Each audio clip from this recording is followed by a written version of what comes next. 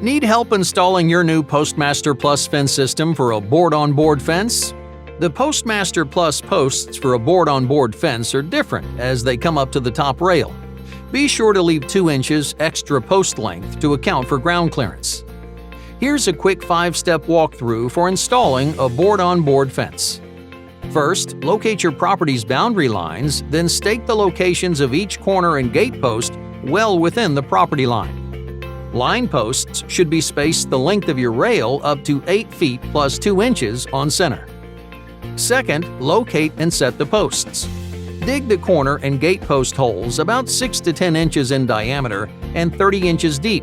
Line posts should be 6 to 10 inches in diameter and 24 inches deep.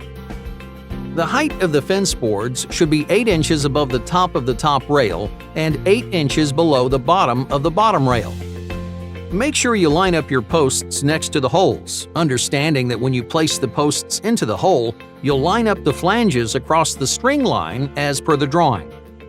Next, center the posts and fill with concrete to ensure stability. Make sure the posts are plumb, square to the fence line, and set to the correct height. Third, install the top, middle, and bottom rails alongside the hat section of the post. We recommend using number 9 or number 8 countersunk deck screws to attach the rails to the PostMaster Plus. Fourth, install the fence boards over the PostMaster Plus 2 inches above the ground.